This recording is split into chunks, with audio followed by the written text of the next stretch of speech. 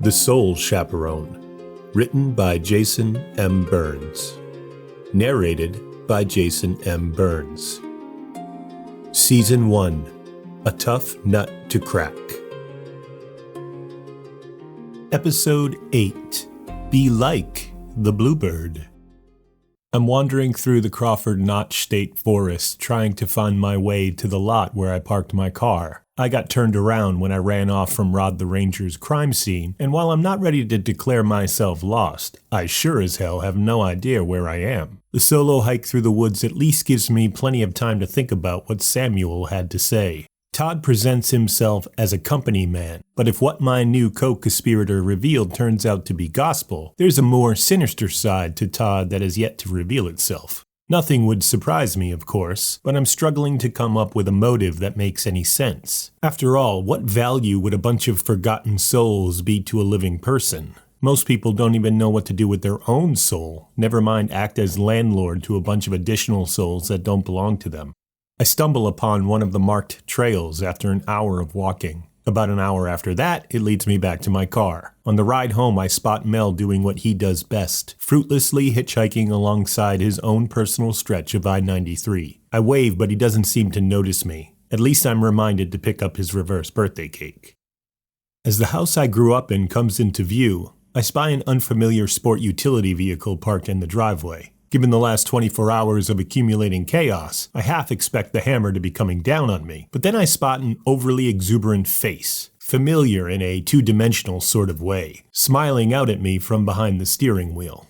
I pull my car alongside his as the White Mountain region's most prolific real estate agent climbs out of his mid-size SUV and waves in my direction. "Howdy, partner," he says from a mouthful of twinkling teeth that you could decorate a Christmas tree with. "Hope you don't mind me doing an uninvited pop-in on you this afternoon."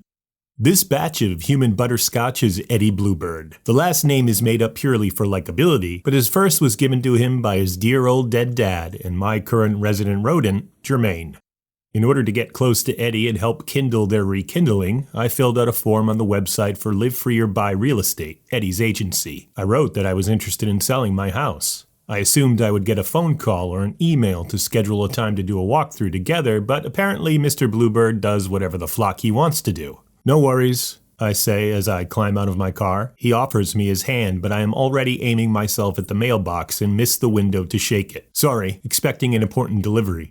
Uncomfortable in the rejection, Eddie reels his hand in slowly and shoves it deep into the pocket of his pressed chinos. We've only just met, but I can already tell that Eddie doesn't deal with disappointment well. "It's a beautiful house you have here, mister." I open the mailbox. Inside is an opal envelope with Mr. Green emblazoned on it in puffy orange glitter paint. Exuberant. "You don't have to call me Mr. Anything, Eddie," I inform him as I walk past and wait for him to follow. Climbing the stairs to the wraparound porch, I heft the opal envelope in my hand. There's more than just paper inside. "Gray is fine." Eddie's hand emerges from his pocket, and like an articulated Ken doll wound up and set free, he follows me up the steps. While I work to unlock the door, I hear the excited chitter-chatter of a familiar squirrel, and I look up from the untangling of my keys to see Jermaine hanging upside down from the eave. Eddie spots him almost as soon as I do. "Squirrels can do a real number on an old beauty like this," he says, shooing Jermaine away. "If you're in the business of searching for an exterminator, I know a few trustworthy ones in the area that I could recommend. I'm happy to even make the call for you."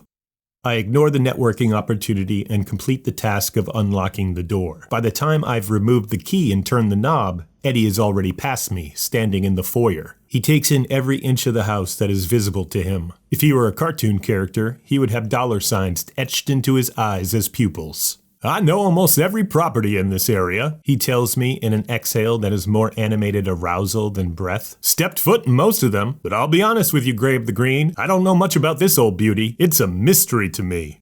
And it's not the only mystery. The envelope in my hand is tied to its own fair share, and I want to start unraveling them. What I need is this Bluebird to flap his wings and fly away so that I can have some much-needed one-on-one time with it. "The house has been in my family since it was first built in the way back whens," I say. "My parents left it to me. It used to be a bed and breakfast, so there's a lot of square footage to cover. Why don't you head upstairs and take a look around while I sort my mail?" Eddie's face lights up and he sprints up the stairs, skipping 2 at a time. When I hear his feet hit the landing above me, I tear open the opal envelope. I was right, there's more than paper inside. I slide out a sheet of metal that has been pounded so thin that its edges are as sharp as a straight razor. The sheet is shaped like the blade of a guillotine and appears to have been polished recently, my fingerprints dirty its surface. Blank on the side facing me, I turn it over carefully to avoid shredding my fingertips and reveal nothing. It's blank on the other side as well. So much for Samuel's connections, I say to myself. Holy moly! I hear Eddie call out excitedly from 2 floors above me. There's a bidet in this bathroom! How European! Studying the sheet of metal, I notice a sparkle-like sheen coating one side of the invitation but not the other. The luster is not reflective in the light or visible at only certain angles. It's a magical laminate, something meant to be overlooked by everyday eyeballs. I doubt I'd even notice if I weren't a soul chaperone. As a kid, I'd sit right here on the floor of the foyer and play with my spy detective kits, which were always readily available in the tourist-trapped gift shops along the main drag in downtown Juniper. I'd write secret messages in invisible ink. Only someone with the magic UV flashlight could decode my double-agent communications. Unfortunately, being friendless, those classified reports stayed classified. On impulse, I run one sharp corner of the invitation across the tip of my index finger. The metal cuts through my flesh like a warm knife in soft butter. Blood rises to the surface of the newly formed gash in my skin. I hold my bleeding finger over the invitation and let a droplet of my O+ fall from the cut and splash down on what I assume is the sophisticated adult version of my childhood spy detective kits. Like a holographic trading card turned into a viral GIF, a written message appears on the sheet of metal in a continuous loop. You are cordially invited to raise the dead or to die trying. Metaphysical exploration begins at the top of the witching hour. Arrive at 57 Raven Nest Lane with an item of intense personal connection and significance. Those who do not take from the past cannot hope to influence the future. Eddie skips down the stairs, his brain calculating the immense commission he'll receive. I abandon the sheet of metal on a nearby table and stick my bleeding finger into my mouth, sucking the blood from the shallow wound.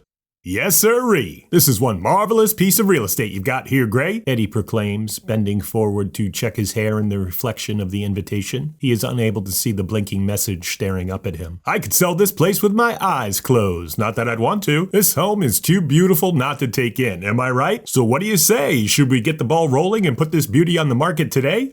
I move away from Eddie and step into the bathroom off the foyer, raiding the medicine cabinet for first aid supplies. Seeing I have yet to become a responsible adult and buy any such things, all I find is a decades-old tube of bacitracin and 2 Dennis the Menace Band-Aids, well beyond their licensing prime. As I mentioned in my initial outreach, I'm still on the fence if I should be selling or not, I call out to Eddie as I wrap Dennis the Menace around my finger. I'm pleasantly surprised at just how well he sticks after all those years tucked away beneath a half-used box of whitening strips. It's sentimental, you know. I'm sure you get it. I've been seeing your face on signs half my life. You must be tied to the area in a similar way, no?